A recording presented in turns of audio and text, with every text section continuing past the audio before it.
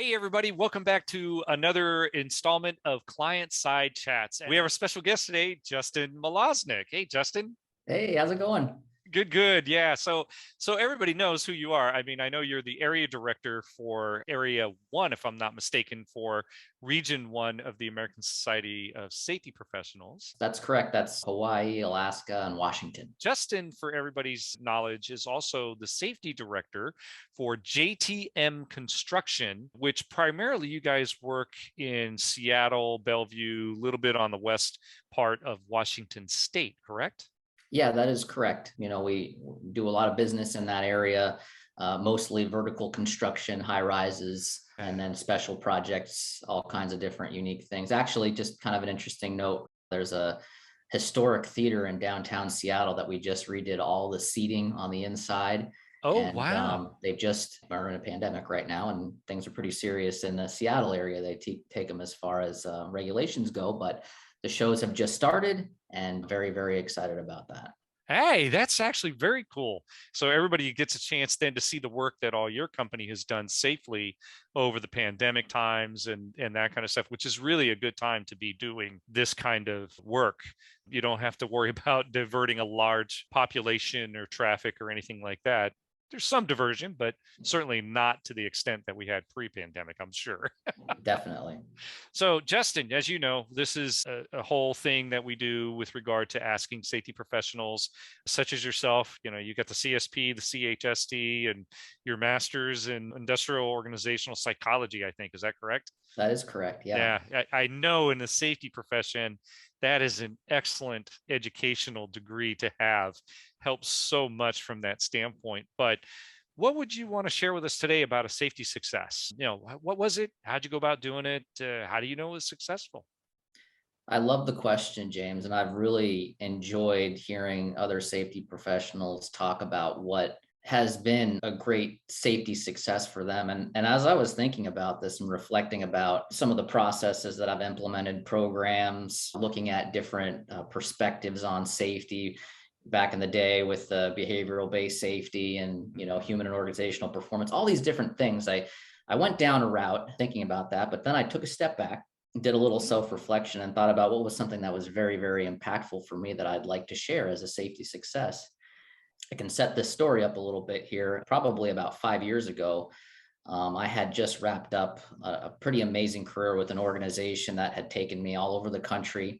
Speaking of Alaska, I had been doing some work up in Alaska, up on the north part of the state in the very, very cold Arctic Circle, doing safety director role up in that area. Oh yeah. So and I had really enjoyed that opportunity, and I was in a transition phase in my career. I had done some other work in a different capacity, and had some time where I was reflecting on, what was motivating me as an individual, and why I was in health and safety. And being very honest, Uh-huh. I was questioning that. Why am I doing this? Is there something else I could be doing? And I think the conversation is very timely right now with the great resignation that's going on. I think a lot of people are having this conversation with Oh, themselves. definitely agree. Definitely agree. Yeah. Yeah, and I think that at that time, again, had this amazing experience in part of my career, understanding what that was representative of, and starting to ask those questions. I thought, I think I really need to just understand what my core value is. What's going to motivate me, regardless of what position I hold or what company I'm doing. What is it that I really want to contribute back to society? And what's deep down core value? That's what I call it.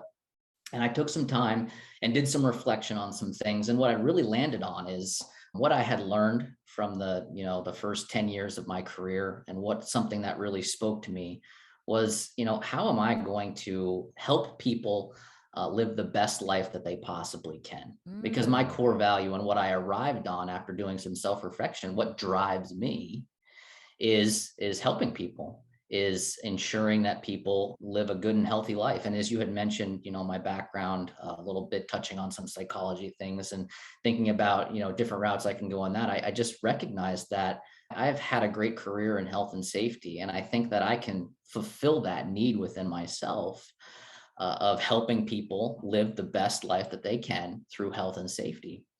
And so once I established that and had that recognition, it kind of changed my perspective on everything. All of a sudden, it was, how can I apply that in pretty much every safety meeting that I were to step into, every conversation that I was going to have with a leadership team or an executive board. It was always that little reminder in the back of my head of, how is this helping me with my core value? How is this driving towards that goal?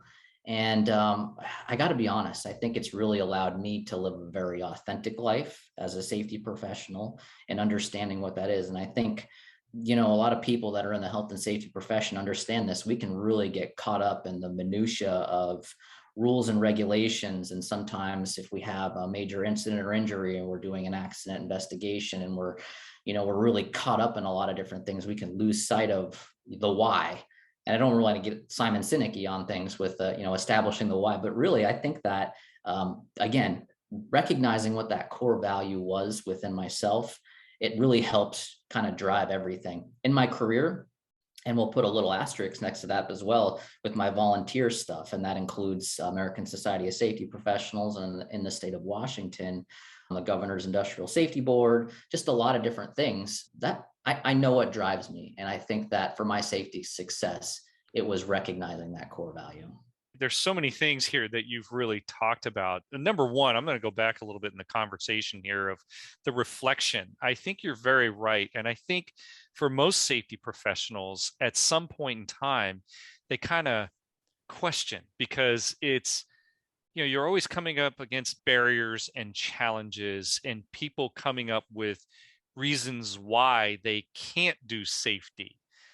But that self-reflection of what drives you is usually where in our careers the safety professional digs really deep and becomes very successful from that standpoint. What do you think? I mean, did you find any kind of, I know you talked a bit about the inner motivation, if you will, but did you find anything specific that, say, a safety professional who's maybe starting to experience this in their career, wondering if they made the right choice? What would you offer as maybe some advice or anything along those lines? Sometimes we compare ourselves to other individuals, and I think one of the catalysts for having this reflection is I was thinking about all the interactions I had with great health and safety professionals, Hmm. and it seemed like everyone had a really great origin story. Oh yeah, I got into safety because of X, Y, and Z, and I couldn't put myself in that category as a safety professional. I kind of gravitated towards it for a reason, and I wasn't quite sure what it was. And just recognizing that what's driving me, and Yeah. maybe it's not the specifics of getting into an industrial hygiene aspect of the job, or understanding the industry in Uh-huh. construction. It is what motivates me.